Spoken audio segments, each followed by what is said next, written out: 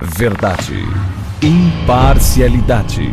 Começa agora o programa A Hora da Verdade. Apresentação: Carlos Frederico Gomes. Olá, amigo assinante, estamos iniciando mais um programa A Hora da Verdade, na sua TV Mais, canal 15 da Multiplay, e na sua Litoral TV, canal 5 da NET. E também no canal 28, que tanto da Sky como da Claro TV. Olha, inicialmente eu queria falar sobre Lava Jato. É um assunto já muito batido, mas que agora a gente precisa falar porque ele está vivendo, essa operação está vivendo um momento meio angustiante. Deixa eu explicar para você. Eu sempre disse aqui, você que acompanha o programa da Verdade há anos, eu estou aqui há muitos anos, que a Lava Jato começou de forma errada. Ela começou interferindo no relacionamento e nos erros, principalmente, do executivo e do legislativo. Essa interferência aconteceu por conta, só para recordar, de uma investigação de um doleiro que puxaram a pena e veio uma granja inteira de peru. Porque acharam que era uma pena e veio uma coisa pesada, muita coisa pesada. E aí você já sabe o desfecho. Até o presidente Lula foi preso, o presidente da Câmara está preso, o ex-presidente da Câmara está preso, uma pessoa que quem mandava na União, como Eduardo Cunha, está preso, os maiores empresários do Brasil estiveram presos, agora já tem uns foram libertados, outros continuam presos. Figuras que jamais você imaginou foi para a cadeia. Os homens mais ricos e poderosos do país. Problema, que quem estava investigando, julgando e condenando tinha alguma autoridade. Mas chegou num ponto, quando começou a envolver quem não estava na Operação Lava Jato, isso foi ficando feio. Porque pessoas que não tinham a menor autoridade de julgar ninguém, porque eram mais podres do que os supostos malfeitores, não poderiam julgar, porque não tinham reserva e condição moral para julgar ninguém. E eu disse várias vezes isso aqui. A Operação Lava Jato deveria ter começado pelo Judiciário. Se eles tivessem feito a Operação Lava Jato dentro do Judiciário brasileiro, retirado as pessoas que estão, inclusive, em tribunais superiores, julgando quando deveriam ser julgados, poderia ter dado certo. Além disso, ainda veio uma vaidade exacerbada de quem passou a botar na cadeia poderosos e se achou muito poderoso, né? Houve problemas seríssimos com a Vaza Jato aí, mostrou a prepotência, a arrogância e a vaidade exacerbada, tanto de juízes como do Ministério Público. Aí soma-se isso agora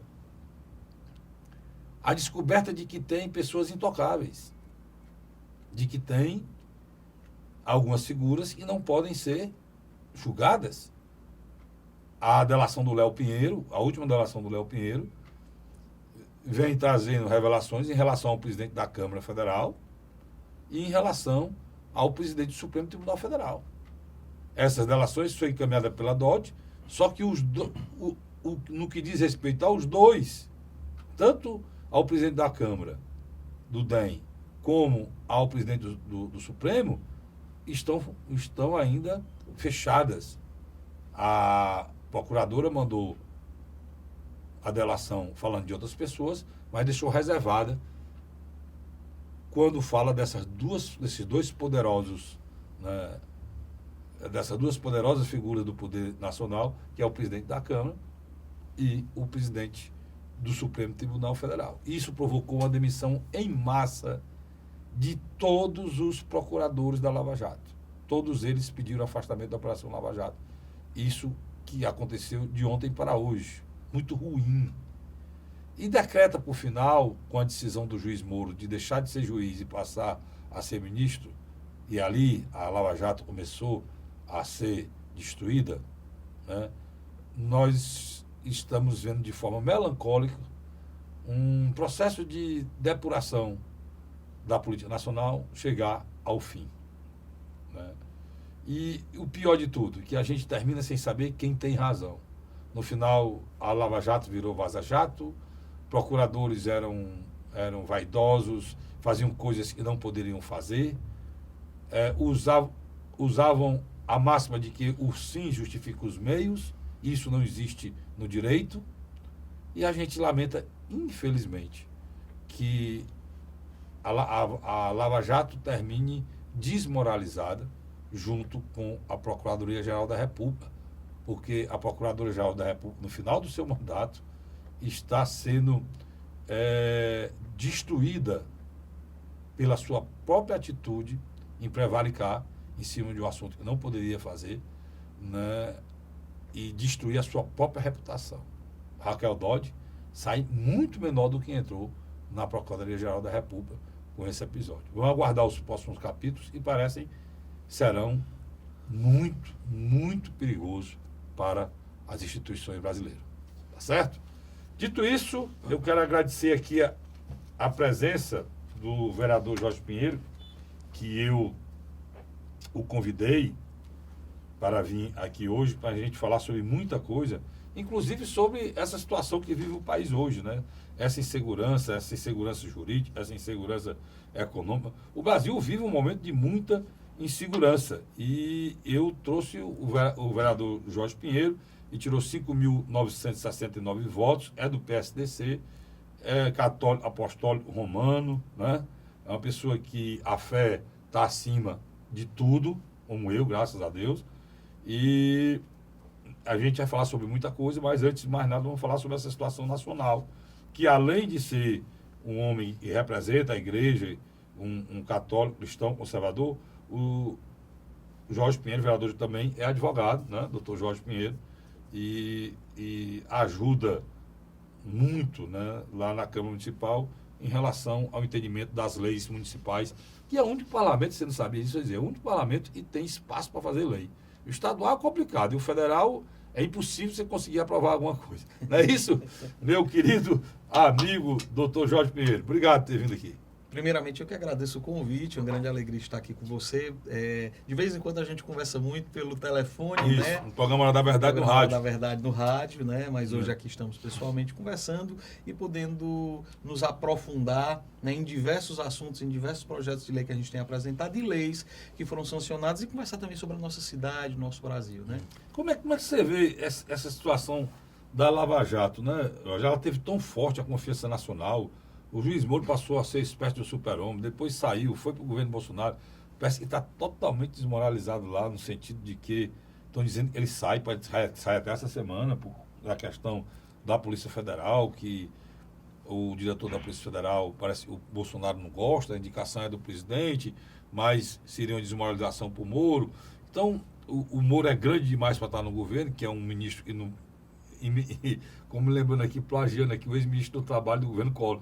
É um ministro imexível, né? Não existe, ele inventou essa frase, essa expressão.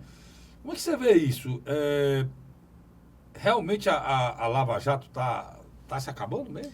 Olha, eu vejo da seguinte forma, a Lava Jato em si, ela tornou possível aquilo que há alguns anos a gente nunca acreditaria possível. Quem diria? Um ex-presidente preso, ex-senador, ex-deputado, gente rica, empresários... Os mais ricos do país. Os mais ricos.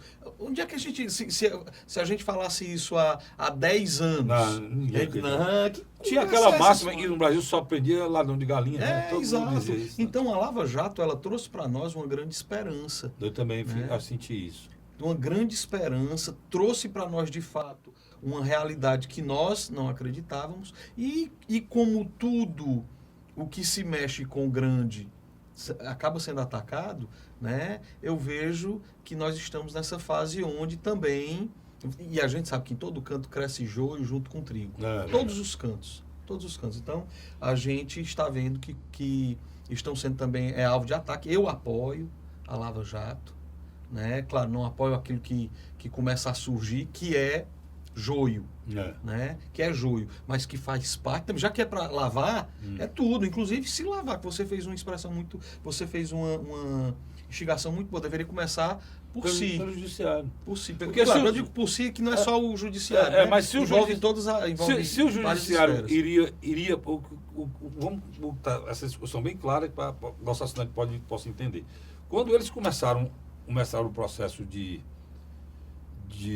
avaliação, que a coisa era muito grave, e se criou a figura da delação premiada, que permitiu que essas pessoas fossem presas, né? Sim. Lembrando que foi a presidente Dilma, lá atrás, que assinou, né, o fim do PT quando fez a delação premiada. É sério, foi ela que assinou, porque era que o governo estava no poder Sim. e principalmente os tesoureiros, o pessoal está envolvido até o talo naquele processo, que aquilo tudo foi verdade, não tem nada daquilo que não tenha sido verdade, tudo verdade. Esse dinheiro foi inclusive recuperado pelo Estado, tem gente brigando por esse dinheiro, inclusive, aí já, que é um dinheiro que está... Então, o que estou querendo dizer é o seguinte, quando eles começaram a identificar aquilo, não tenha dúvida, vereador, que citaram com certeza membros do judiciário, né? Só que eles não sabiam como fazer, eles teriam que enfrentar o judiciário primeiro, inclusive o Supremo Tribunal Federal, né? E cada dia que passa sai algumas decisões que a gente fica assim estupefado, né? As decisões que são tomadas lá. Judiciário, Pois altíssimo. altíssimo. Então, eles estão enxergando o seguinte, se eles tivessem aberto essa ferida e feito essa depuração, né, cortado na carne, enfrentado isso aí, hoje eles poderiam, com certeza, essa operação não correria risco. O risco hoje de sepultá-la é a própria justiça. Exato. A gente, assim, não tem como... Nós precisamos estar atentos. Ao ouvir tudo isso que está acontecendo agora recente, a gente fica estarrecido, mas ao mesmo tempo a gente tem que continuar apoiando. A gente não pode agora, mais uma vez eu repito, há joio junto com o trigo. Uhum. Isso aí, inclusive, é bíblico. Vai haver, e Nosso Senhor diz que deixa crescer junto. Tem que Para separar, não correr né? risco, Tem que separar. separa no momento de ceifar. Né? Então, no momento de ceifar, você separa. Mas aí, com isso, a gente não pode desacreditar da Lava Jato. Os resultados, eles são expressivos. A gente não pode simplesmente jogar no lixo e dizer que não valeu, ou que não vale nada, ou que aí tá vendo o que aconteceu. Não, eu acho que agora que chegou o momento de cortar na carne, que se corte, que continue. E que dentro daquilo que vazou, né, que se continue cortando. Agora, por exemplo, o Moro, eu acredito demais no Moro. Sabe por quê? Olha, na situação que ele se encontrou, com certeza a história dele foi estudada a fundo, para ver se ele tinha algum deslize. E eu nunca ouvi falar de deslizes acerca da conduta dele, seja como juiz, seja como... Foi um erro, vereador. Você concorda comigo quando eu disse que foi um erro a saída dele para o Ministério, ter saído do... Eu acho, a questão de analisar se foi um erro, eu acho que ele pensou em relação à Operação Mãos Limpas, né, na Itália, em que algumas coisas se faltava a ligação do judiciário com o executivo em relação a algumas ações que precisavam ser feitas em conjunto e tal. Eu acredito que ele teve muita boa vontade. Eu não acredito, até hoje, eu ainda não acredito que ele queira ser presidente. Eu não acredito que seja um sonho dele, algo desse tipo. Eu acho que ele viu uma oportunidade de que poucos fariam. Qual é hoje o objetivo maior das pessoas, né? Das pessoas não, mas de alguns. Concurso público, que é estabilidade. Ele era um juiz federal. Ele abdicou, ele renunciou a uma função que ele tinha. Concursado, sabia que iria ser falado. Como é que ele não ia prever? Que iam dizer, aí, você fez isso aí para poder aparecer. Você fez isso aí porque é político. Pois é, claro que iam falar. E mesmo assim, ele foi. Pois é, eu ouvi, inclusive, os motivos, a explicação que ele deu em relação ao fato, mas eu já faço uma avaliação diferente. Eu acho que ele tem a pretensão, todo cidadão, todos nós somos ser políticos, né? Já dizia Aristóteles, mas isso é um fato, e somos mesmo, Sim. né? Por exemplo, eu faço política, não política partidária, mas faço política. Então, no caso, eu acho que ele tem um sonho, ele não é retirar dele o sonho de ser presidente desse país. Claro. Aí, como presidente, ele podia fazer muito mais do que ele fez como juiz, né? Perfeito. Agora, eu acho que ele errou no momento em que ele sai da magistratura, ele podia sair da magistratura para ser candidato. Ele saiu para ser ministro. Como o Witzel, né? Pronto. Vamos ver, saiu para ser candidato, o governador. governador do Rio. No caso, ele sai para ser ministro e ministro da Justiça, ele está subordinado ao presidente, né? E eu dizia isso, né? Olha, ele é muito grande para ser ministro. A avaliação que saiu ontem do Datafolha, a situação eleitoral do Moro é maior do que a melhor é do Bolsonaro, né? Com certeza, isso que eu estou E dizendo. isso gera ciumeira lá. E por isso, porque retirou muito a credibilidade dele com essas acusações de que ele ajudou o Bolsonaro, de que ele fazia parte do processo, muita coisa foi feita, o Lula foi preso e o Bolsonaro foi. Começaram a criar essa história como se ele tivesse ajudado Exato, como se fizesse parte de um conluio. De um conluio, pronto. E até então, ele não tinha essa pecha sobre ele. Perfeito. Entendeu? E aí, se ele saísse para ele ser candidato, a pedido do povo brasileiro, tinha outra história. Eu acho que, no meu entender, eu acho que ele errou. É questão de você falar, porque quando você fala nesse assunto, você está tratando com todo. Com a possibilidade que requer.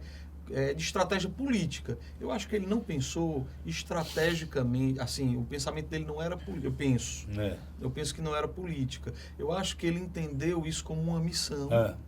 Uma missão em que ele fez um discernimento, ele é evangélico, certamente deve ter submetido isso diante de Deus, deve ter escutado a esposa, deve ter escutado alguma autoridade espiritual dele, que o acompanha, algum diretor espiritual, e nesse sentido tomou essa decisão, que há diversos ângulos que você pode ver. Por exemplo, seu ângulo está perfeito no sentido de politicamente, talvez não fosse o melhor para ele.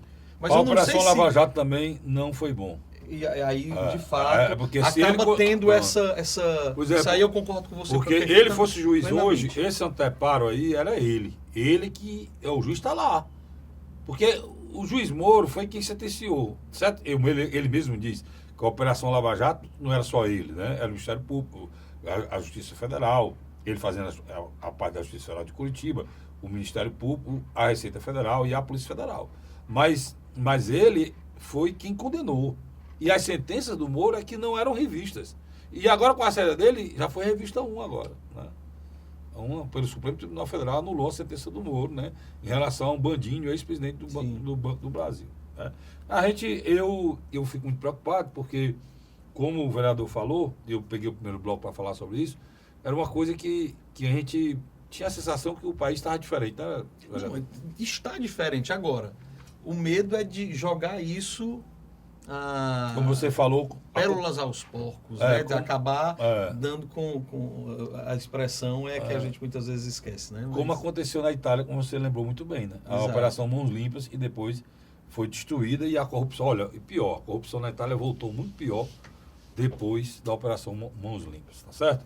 Vereador, eu quero passar essa sua aí, eu tenho que ir para um rápido intervalo, mas volto já para a gente falar sobre os nossos problemas do dia a dia, né? E as soluções para ele. Nós temos coisas importantes que o vereador tem feito lá, que eu concordo com a sua luta, né? Porque, como cristão, muita coisa que a gente converge. Eu volto já. Eu estou de solto. Sai daí não. A Hora da Verdade.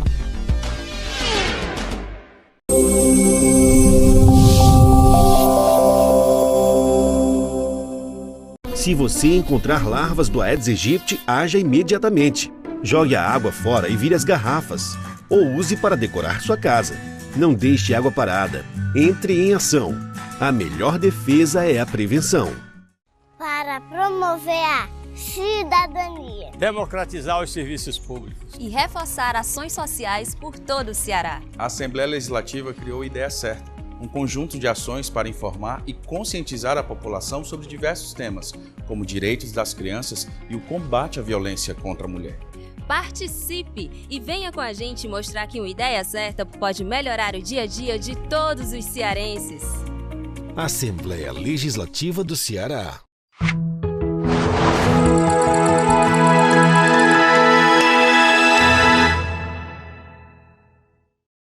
A Hora da Verdade. Estamos de volta com o terceiro Não, um segundo bloco do nosso programa, do meu programa, do seu programa Hora da Verdade, na sua TV Mais, canal 15 da Multiplay, e na sua Litoral TV, canal 5 da NET. Olha, lembra, nosso programa vai ao ar a nível nacional também, no canal 28 da Claro e o canal 28 da Sky. Tá bom? Dito isso, meu querido amigo vereador Jorge Pinheiro, o Brasil nos últimos anos teve uma pauta muito, assim, deixa eu colocar, moderna, né? O aspecto que é moderna, de vanguarda, principalmente em relação ao comportamento humano, né? Que chamaram de... Na realidade, são pautas de países da Europa e foram importadas para o Brasil como se fosse verdade absoluta, principalmente de pensadores, né? Então, vamos lá. O senhor é um dos que combate na Câmara Municipal, né, de Fortaleza, além de muitos outros, uma ideologia, que é uma ideologia, foi pensada por uma pessoa, uma ideologia de gênero, né? A ideologia de gênero que é muito complicado para a gente falar, mas que ela atinge em cheio os costumes e a maneira da gente achar e tratar as nossas crianças. Há bem poucos dias, nessa semana, eu estou falando nesse assunto por isso, nessa semana nós tivemos uma denúncia que eu já constatei no meu programa que era mentirosa, né? Era um fake news, de que a prefeitura estaria refazendo cartilhas com pensamentos e colocações da ideologia de gênero. Como é que é isso? Como é que o senhor vê isso? Lá na Câmara tem gente que luta por isso há muito tempo. Avançou muito no governo municipal da ex-prefeita Luziane Lins, essa história, né? E como é que o senhor está vendo tudo isso para a gente passar para o nosso público essa questão dela? Bom, primeiramente até para explicar, porque muitas pessoas vêm dizer que não existe ideologia de gênero. Isso é um termo cunhado por aqueles que são conservadores e que são contrários a este pensamento. Eles não conseguem nem chamar... eles chamam de teoria... Pronto, para dizer que ele não consegue chamar, eles chamam de teoria de gênero. Mas quem trouxe essa palavra ideologia de gênero foram eles. Não, na verdade, quem cunhou esse termo ideologia fomos nós, não, que somos contrários. Pô. Quem trouxe a teoria de gênero foram eles. Eles criaram uma teoria querendo dizer que, primeiramente, o que é uma ideologia? Uma ideologia é uma visão de mundo que pretende mudar uma realidade da sociedade. Isso. Então, eles têm uma visão de mundo e eles querem implantar essa visão de mundo na sociedade. Ou seja, é uma ideologia. Né? Aí eles acham ruim que nós utilizamos esse termo, ideologia de gênero. Mas é isso que é, ideologia. É uma visão de mundo que pretende mudar uma realidade da sociedade. Que realidade é essa? A realidade que se diz que você, quando nasce segundo o plano de Deus, aí eu coloco Deus sim na história, mas que você é homem e mulher. Quando você vai fazer... Você tem filhos? Tenho. Tem. É isso. Pronto. Então, quando você foi ver, não sei se no seu tempo já tinha ultrassom. Tô brincando. Tinha. Eu tô brincando, eu falei só brincadeira. No ultrassom, quando você vê lá, o médico pergunta, quer saber o sexo? É menino ou menina? Menino ou menina, pronto. Então, era uma coisa muito simples. Então, hoje, meu amigo Carlos Frederico, nessa ideologia de gênero, se pretende criar toda uma história, toda uma visão de mundo que é diferente daquilo que é bem simples. Por exemplo, você é casado com a senhora... Antonita. Antonita, desculpa. Então, você é homem e é heterossexual. Simples assim, concorda? Concordo, plenamente. Pronto. Mas para a ideologia de gênero, isso não quer dizer que seja dessa forma. Para a ideologia de gênero, você é do sexo masculino, mas a sua identidade mais profunda, aquilo que você sente mais profundamente, você pode ser mulher. Aí você seria o que eles chamam de mulher trans, certo? Só que a mulher dentro de você, ela pode gostar de mulher. Ou seja, na verdade, você é do sexo biológico masculino, você se expressa para o mundo, a forma como você veste, como você age como homem, mas você é uma mulher por dentro, e essa mulher dentro de você é homossexual. Então, o fato de você ser casado com a Antonita, hoje, para a ideologia de gênero... Meu irmão, pense no nó. Pois é, você é um homossexual. Pode ser. Você entendeu? pode ser. Não é ainda, mas pode ser. Não, mas se dentro de você... E o pior é que isso é fluido. Você pode, hoje de manhã, você sentir O grande Carlos problema, Frederico. eu sou muito democrata, eles pensem o que querem e façam o que querem. E que me revolta nessa história... É colocar para criança. Mas é Pronto. porque é isso que eu estou dizendo. Se é complicado para nós, eu fiz toda essa introdução para você ver que isso não é uma coisa simples. Aí você ainda quer ensinar isso a uma Mas criança. o pensamento deles, aí é que, para você entender por que é que as pessoas têm raiva disso e se revoltam. O pensamento deles, que esse pensamento só vai ser materializado e capilarizado e por todo mundo, se começar a ser difundido aonde? Nas escolas. Nas escolas. Aí é quando ele bate de frente, né? Aí eles usam uma coisa muito interessante para justificar isso, que é a questão da discriminação, né? Eles acham que... Discriminação e o bullying. Quem é que é a favor o do homosse- bullying? Ninguém. O homossexual sofre bullying, sofre discriminação, aí eles usam a história do bullying, da discriminação, para justificar essa história aqui da ideologia de gênero. Exatamente. É isso ou... Não, está perfeito. É exatamente isso. Porque quem aqui vai dizer o seguinte? Com diversos vereadores, quando fui começar a explicar, aí eles foram... já vão dizer, não, mas eu não sou contra os eu não condeno os homossexuais. Quem é que condena? A Igreja Católica não condena. Tem nada a ver. Eu não condeno. Mas é porque cria-se uma ideia de que para essa ideologia propagar, você precisa dizer que os opositores eles são homofóbicos. Eles são contra os homossexuais, eles são contra que a pessoa pense diferente. Só que aí, quando a gente pensa diferente, a gente nos chamam de intolerantes, mas nós é que somos objeto da intolerância. Porque eu penso diferente, eu sou homofóbico. A intolerância, o Brasil está do jeito que está, justamente essa intolerância veio de parte a parte. Houve intolerância no pensamento religioso? Pode até, por alguns, sim. Por exemplo, se Deus é mais importante para mim, e se a minha igreja diz que ser homossexual é errado, ele diz que é errado. Não quer dizer com isso que ele maltrate. Sim, Que perfeito. ele, E a igreja não orienta isso. não, por exemplo, na igreja católica não tem nem isso. Não. Aonde tem uma coisa mais forte em relação a isso, né, de dizer que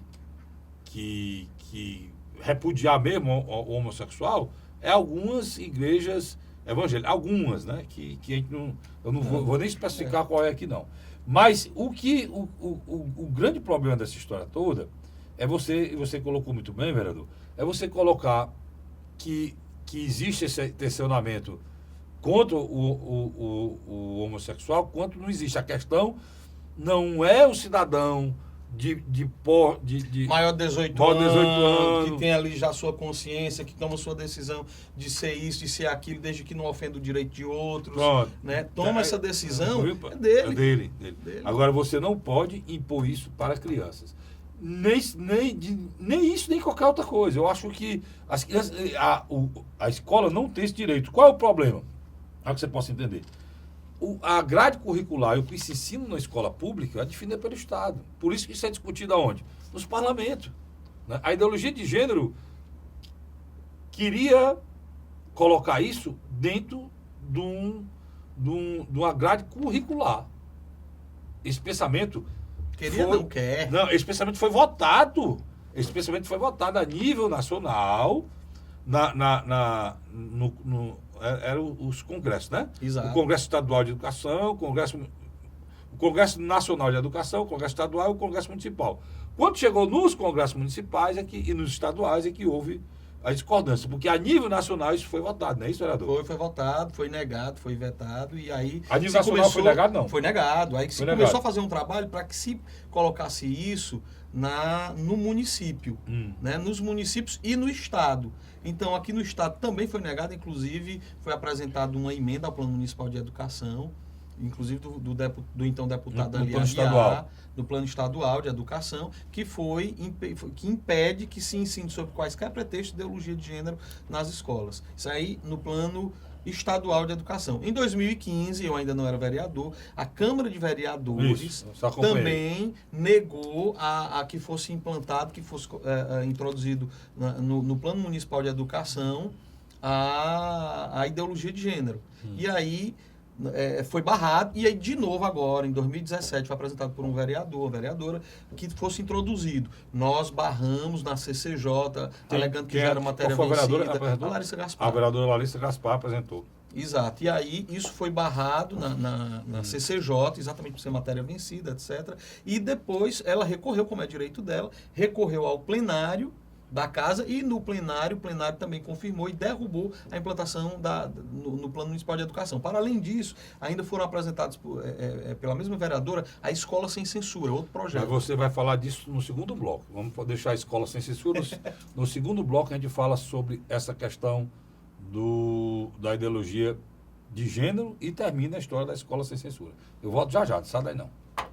A Hora da Verdade.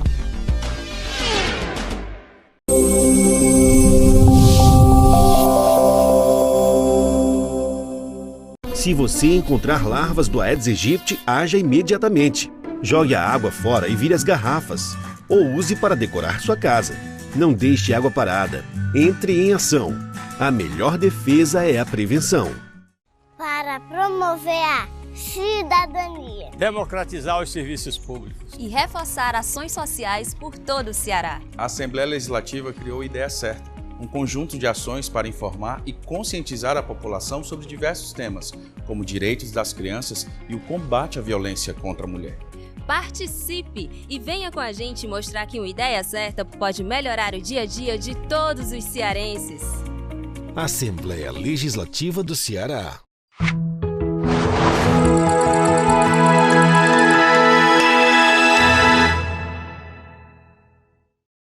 A Hora da Verdade. Estamos de volta com o terceiro e último bloco, agora é o terceiro e último mesmo, do programa Hora da Verdade, na sua TV+, canal 15 da Multiplay, na sua Litoral TV, canal 5 da NET, na sua Sky 28 e na sua Claro TV 28. Esses dois aí, eu ainda vou dar a data. O programa Hora da Verdade vai lá quinta-feira, às 21 horas, na TV+, canal 15 da Multiplay. Vai ao ar sexta-feira, na Litoral TV, canal 5 da NET. Aí ele é reprisado durante a semana, tanto nos dois canais, tá certo? Vereador Jorge Pinheiro, no bloco anterior você falou que tem uma questão da educação. Mas antes de terminar, só falando da ideologia de gênero, o deputado André Fernandes acusou a prefeitura essa semana e uma ex-candidata também, deputada federal do PSL, acusou a prefeitura de ter cartilhas. Isso foi desmentido veementemente pela prefeitura e a prefeitura pediu uma investigação em relação a isso, investigação policial em relação a isso, porque não fez.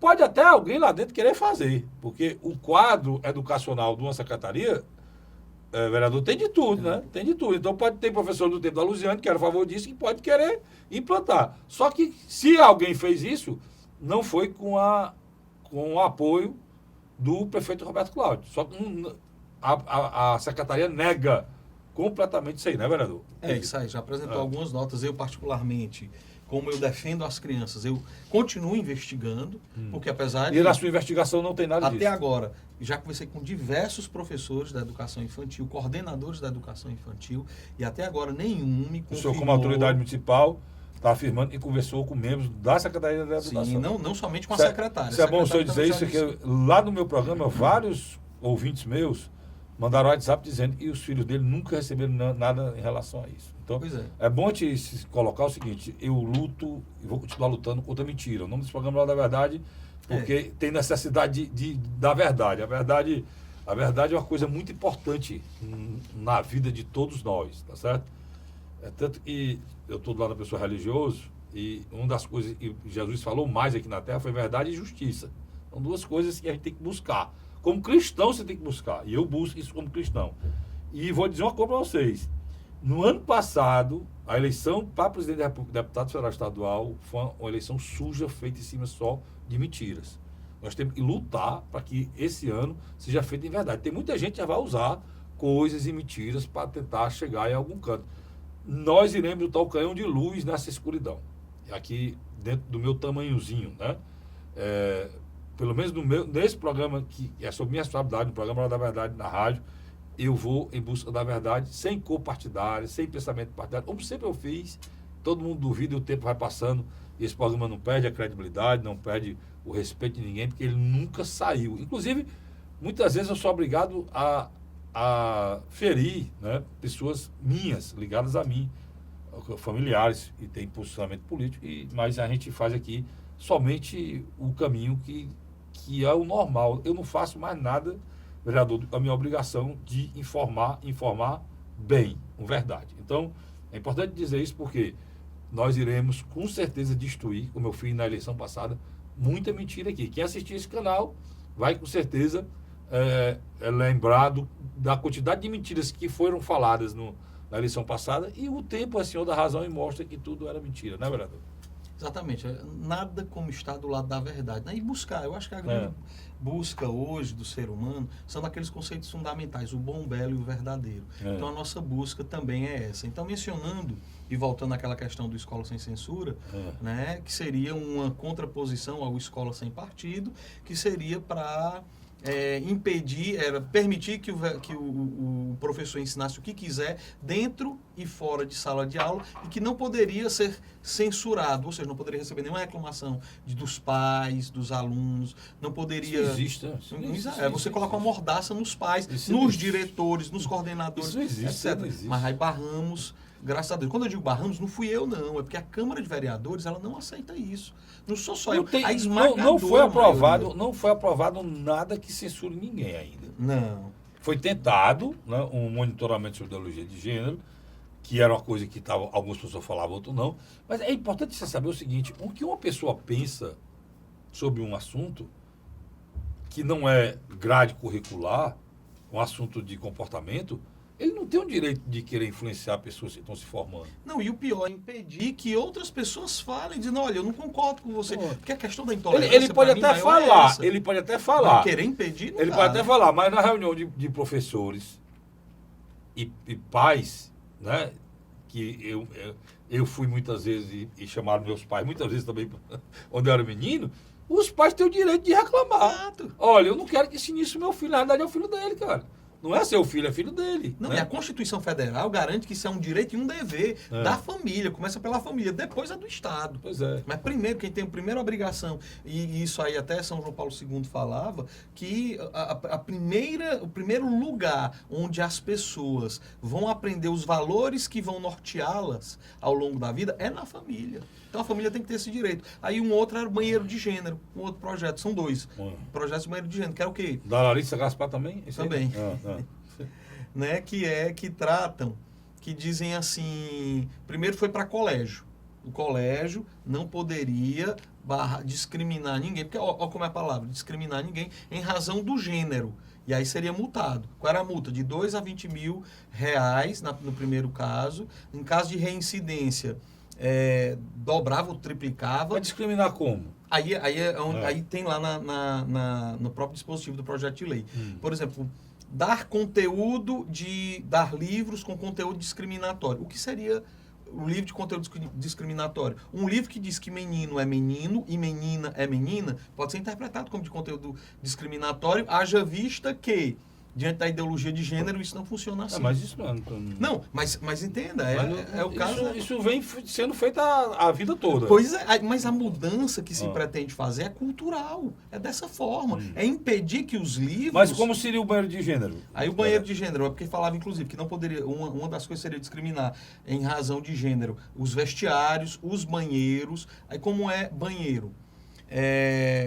Você vai no banheiro das meninas. Certo? Vamos pegar uma criança vai, ou um adolescente, vai no banheiro das meninas. Aí alguém, o porteiro, vigilante, professor, diz, ei, você não pode ir aí não. Aí ele diz, posso. Não, mas é o banheiro das meninas, mas eu sou menina.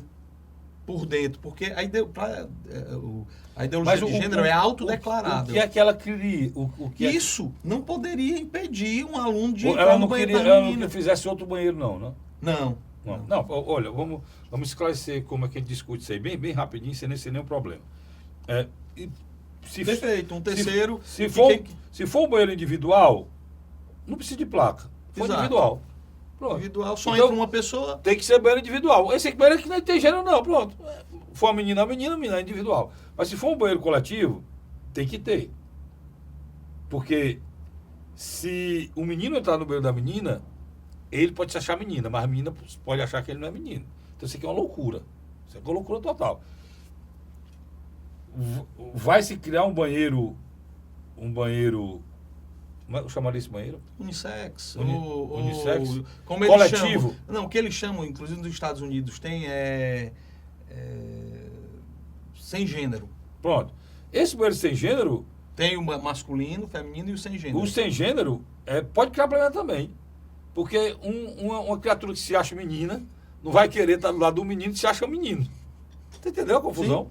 Então, esse problema vai ser criado sempre. O que pode existir, e aí pode ser, uma sugestão para a vereadora, um banheiro individual sem gênero. Acabou essa história. Ela considera isso aí uma discriminação. Um banheiro individual sem gênero. Vai lá, entendeu? E isso... Mas você entende que isso é cultural? Mas isso é loucura, cara. É cultural. É loucura. Eu vou dar um exemplo claro. A própria vereadora pode estar no banheiro, né, lá, aí chega um homem em cima desse processo. Exatamente. No primeiro era no colégio, o outro era para qualquer estabelecimento, restaurante. No restaurante era o outro, que era para os restaurantes, qualquer espaço que era aberto ao público não pode discriminar o banheiro em razão do gênero. É uma coisa que é absurda. Mas, bom, isso aí foi vencido. Né? Isso aí foi também barrado, a Câmara de Vereadores não aceita a implantação dessa ideologia de gênero nas escolas do município e de uma maneira geral, porque entende isso aí, mas isso não é para a escola, mas isso é porque é cultural, querem impor isso na nossa sociedade. E aí a gente vai continuar lutando para esclarecer que nós não discriminamos, que nós não somos homofóbicos, mas que nós queremos resguardar sim, os valores. Queremos resguardar, sim, a nossa sociedade. Não de acordo com os nossos pensamentos, mas de acordo com a maioria da população que não concorda com isso. Então, mas isso aí, vereador, isso aí não é possível o entendimento sentando e conversando e tem coisas que pode, tem coisas que não pode. Esse diálogo, o senhor não conseguiu fazer ainda, não? Não, a gente conversa muito. O diálogo entre o senhor e a vereadora, no caso, e são dois ápices desse pensamento diferenciado.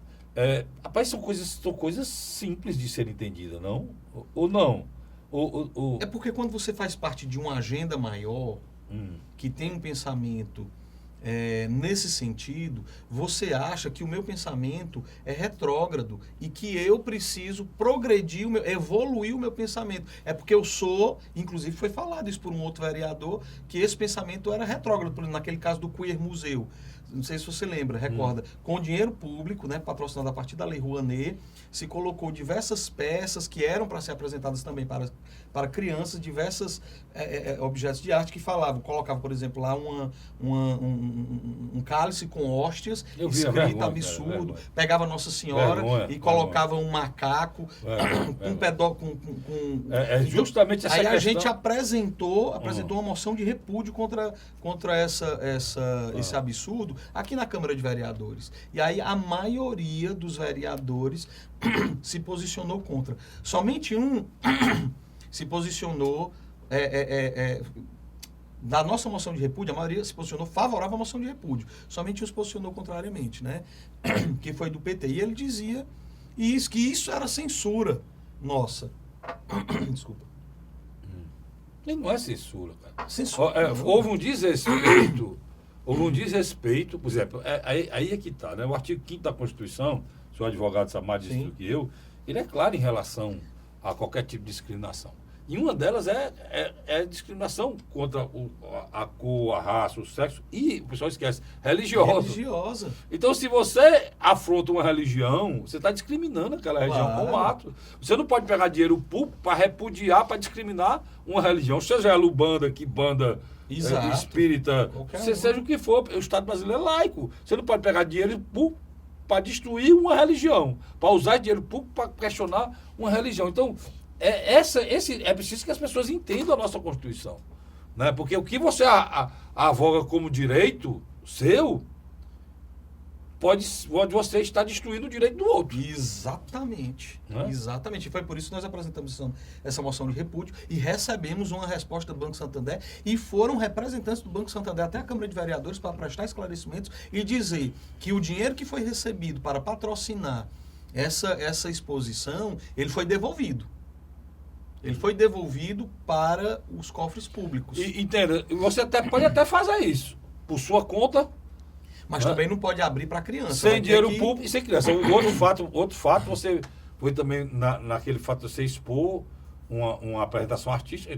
O pessoal sempre usou o nu como expressão de arte, né? Isso não é novidade, não. Né? Na Europa tem estátua de homens nus, de mulheres nuas, de foto, inclusive, quadro. Agora, você passar a usar o corpo humano, uma própria arte. Foi. E colocar uma criança dentro desse processo, tocando, aí essa questão religiosa, não. Você está infringindo o ECA.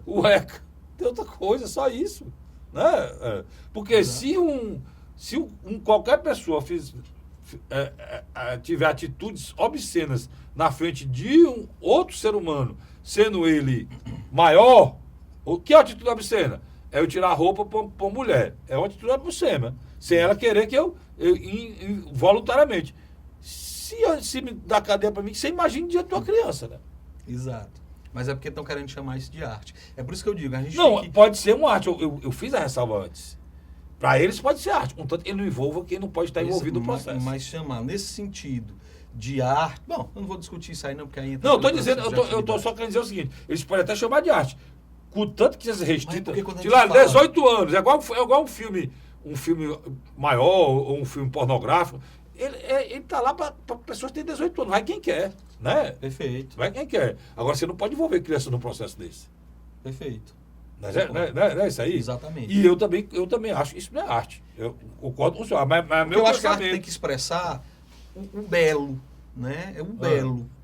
E aí, muitas vezes, o que a gente está vendo é umas coisas absurdas que estão querendo dizer que é a arte, que não expressam mais o belo e o verdadeiro. Mas aí, vai quem quer, como você disse, desde que não se exponha criança para isso, né? Para além disso, eu gostaria de falar sobre um assunto que é bem bacana também, né? Que eu acho que a gente caberia pode falar, inclusive, a gente discutir isso mais ou em outro programa, sobre a data de fundação da cidade de Fortaleza. Nós apresentamos um projeto que muda do dia 13 de abril de 1726, não é simplesmente a data, o dia e o mês, que as pessoas, quando vão expor, os repórteres, quando foram expor, falaram assim: o vereador de Fortaleza quer mudar a data do aniversário da cidade do dia 13 de abril para o dia 25 de julho.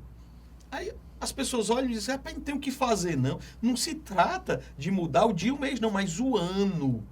O ano, para que nós possamos resgatar as nossas raízes. 25 de julho de que ano? De 1604, que é o dia 13 de abril, que hoje nós comemoramos a data do aniversário da cidade de Fortaleza. Ele diz respeito a um decreto da coroa portuguesa que elevou o povoado de Fortaleza à condição de vila, certo?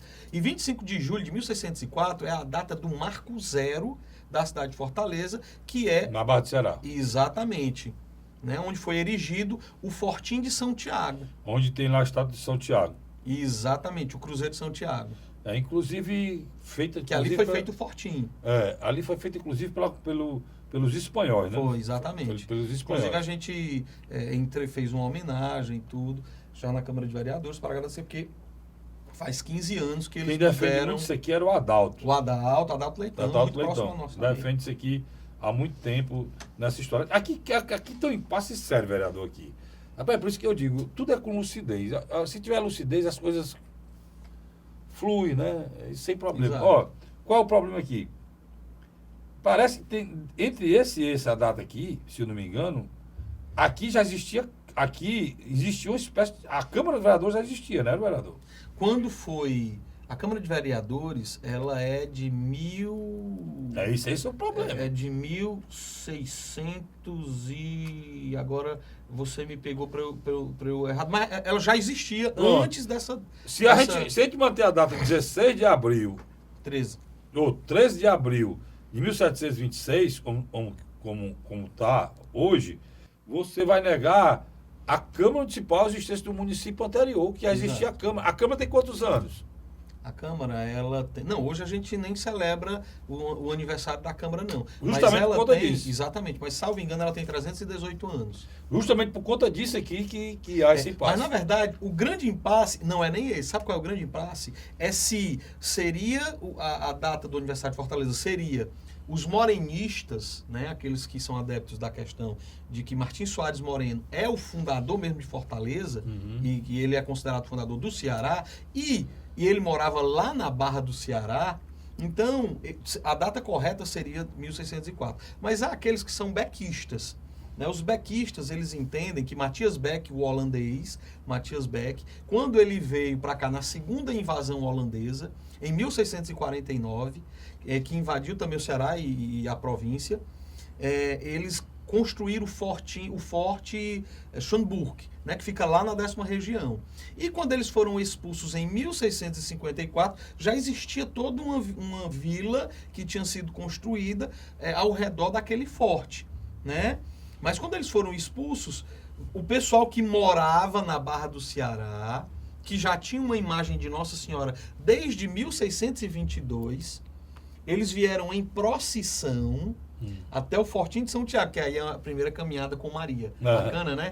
Por isso que também nós temos uma lei que decretou a caminhada com Maria como patrimônio cultural e material histórico de Fortaleza. E hoje é do estado do Ceará, né? Foi feito... não sei se do Ceará, mas do Brasil. Do Ceará, está dentro do calendário do estado do Ceará. Mas eu não sei se é considerado patrimônio cultural ainda não. Deve estar sim, na agenda de eventos, né? No calendário de eventos. Mas patrimônio foi até uma cultural, proposição do deputado Walter. Do Walter, muito amigo nosso. Então, foi feita essa primeira caminhada. E quando eles chegaram no Forte Schönburg, foi rebatizado como Fortaleza de Nossa Senhora da Assunção. Então, a disputa, na verdade, não é nem em relação ao dia 13.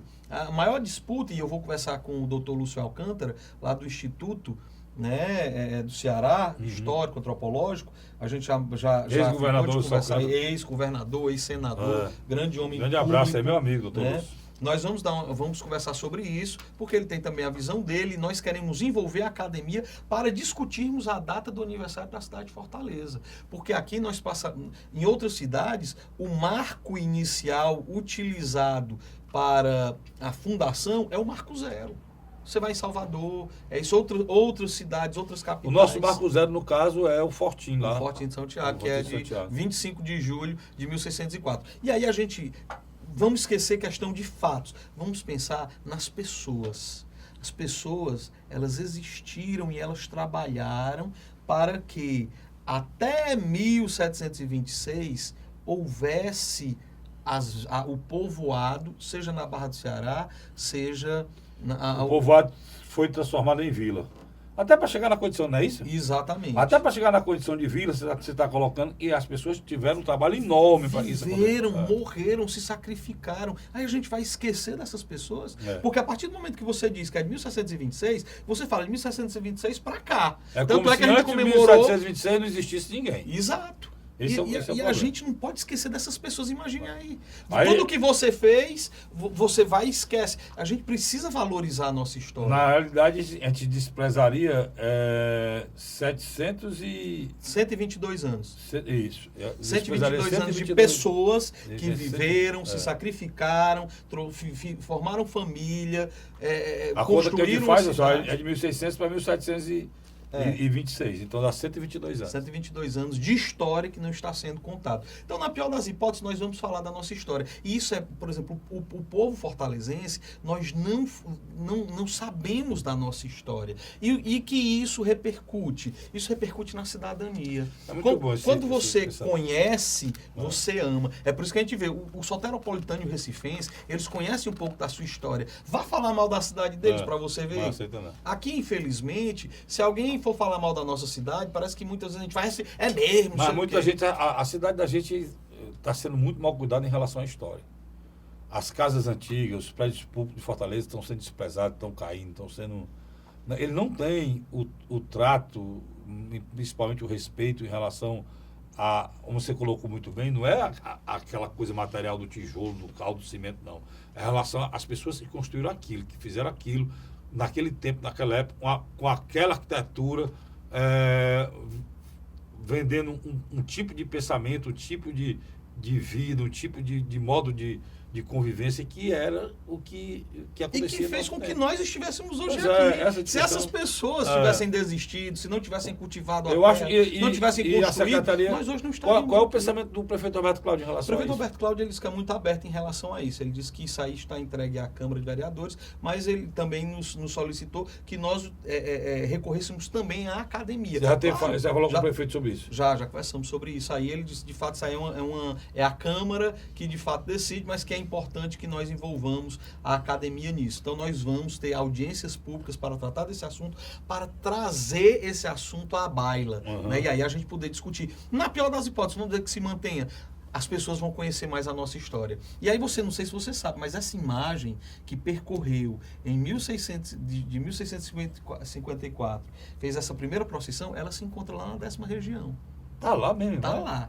A imagem. Então, ela é analisada, salvo engano, em 8 milhões de dólares. Essa imagem tem o que hoje, homem? 400, vai completar 400 anos. É uma das mais antigas do país, né? Sim. É da mais antiga do país. Porque né? ela foi, segundo o historiador Geraldo Nobre, ela chegou ao povoado da Barra do Ceará em 1622. Né? Então nós vamos completar 400 anos. Essa imagem está lá na Barra do Ceará. É uma história fantástica que nós precisamos resgatar. Eu acho que é preciso ser feito isso aí. E isso tem que ser feito no entendimento. O governo do Estado, a Prefeitura e a capital do Estado também. O governador tem que participar desse processo, né, para tentar resgatar isso aí. Né? Preciso você consegue isso já com o novo prefeito, já que o Roberto Cláudio não pode ser candidato à reeleição. Eu acho que essa luta sua é pro novo prefeito. Eu não sei, eu só posso também dizer se você reeleito. Mas a sua luta pode continuar. Né? Verdade. Como o Adalto não é vereador e nada. E continua lutando. Continua lutando. Com essa Adalto acompanhando Adalto Leitão isso há muitos anos. Me diga uma coisa, vou falar nisso rapidamente. Qual a avaliação que você faz do prefeito, já que a gente falou tanto nele aqui? Eu acho que é um dos prefeitos que mais investiu na cidade de Fortaleza. A gente fala muito do Juraci, né? Mas essa parte de mobilidade urbana, ele superou muito o Juraci. Muito, né? Muitas obras. E agora que tem um pacote de 1,5 bilhão de investimentos, né? Inclusive ontem eu estava com o secretário Samuel Dias em uma audiência pública que nós realizamos ali no Lago Jacareí, né? Que é um bairro que eu estou extremamente inserido, né? Inclusive sou morador da região. E aí nós vamos ter um projeto... Ali é a cidade de Sonário, pessoal. Exato. Cidade de Sonário.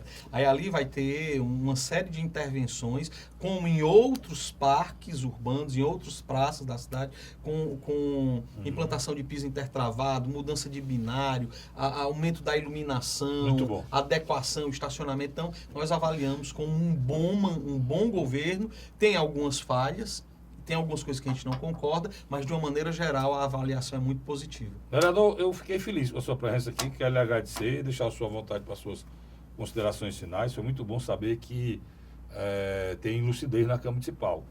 O que eu vi aqui muito claro do vereador Jorge Pinheiro é lucidez, até nas questões em que há um antagonismo, mas ele faz isso com lucidez, com muita paciência e razão, né, vereador? E respeito, né? Isso eu acho que, acima de tudo, quando você entende que as pessoas pensam diferente, mas elas têm uma razão de ser para pensar diferente, eu respeito a pessoa. Por exemplo, a gente falou aqui, eu não gosto nem de citar os nomes dos vereadores, mas eu tenho um profundo respeito a vereadores que pensam diferente de nós e dialogamos fora da Câmara. Uma coisa é um embate ideológico, outra coisa é a questão pessoal.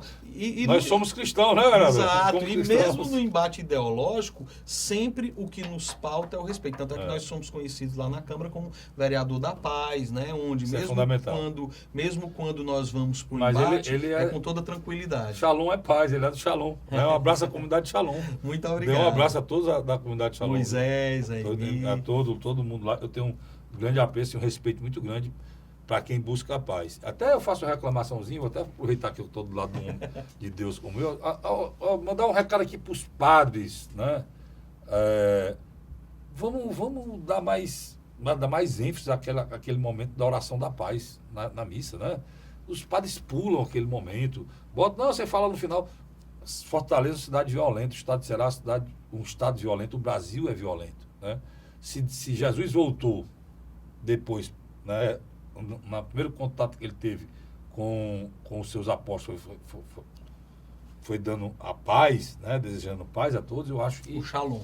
Pois é, a Igreja Católica, aproveitando para dizer, a Igreja Católica deveria falar com os seus padres, dizer, olha, não pulem aquele momento essencial que é o da paz.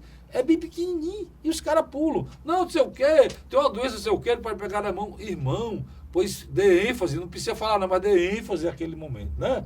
Eu acho que isso é preciso... Dê sua opinião, entenda, segundo vereador. Estou certo ou errado? Eu acho que, além do momento da missa, tem outros momentos também, mas que a gente precisa principalmente valorizar essa questão da paz, né? Eu, por exemplo, o nosso mandato, o objetivo dele é contribuir na transformação de Fortaleza na Cidade da Paz. Isso são inúmeros projetos que eu não tive nem oportunidade de falar aqui. Você vai ter que me chamar de novo. Vou chamar. Vai ter que me chamar, que eu não falei sobre os escoteiros, sobre a luta contra o suicídio, contra a depressão. Vamos falar sobre isso. Inclusive, essa está na apela dele aqui. É justamente a luta contra o suicídio, quem está encampando, todo mundo lutando, é o Setembro Amarelo, tá certo? Vereador, obrigado novamente. Eu volto na próxima semana, se Deus quiser, com o programa Hora da Verdade. Vocês, obrigado pelo carinho, obrigado pela audiência. Até lá. A Hora da Verdade. Se você encontrar larvas do Aedes aegypti, haja imediatamente. Jogue a água fora e vire as garrafas. Ou use para decorar sua casa. Não deixe água parada. Entre em ação. A melhor defesa é a prevenção. Para promover a cidadania. Democratizar os serviços públicos. E reforçar ações sociais por todo o Ceará. A Assembleia Legislativa criou a Ideia Certa, um conjunto de ações para informar e conscientizar a população sobre diversos temas, como direitos das crianças e o combate à violência contra a mulher. Participe e venha com a gente mostrar que uma ideia certa pode melhorar o dia a dia de todos os cearenses. Assembleia Legislativa do Ceará.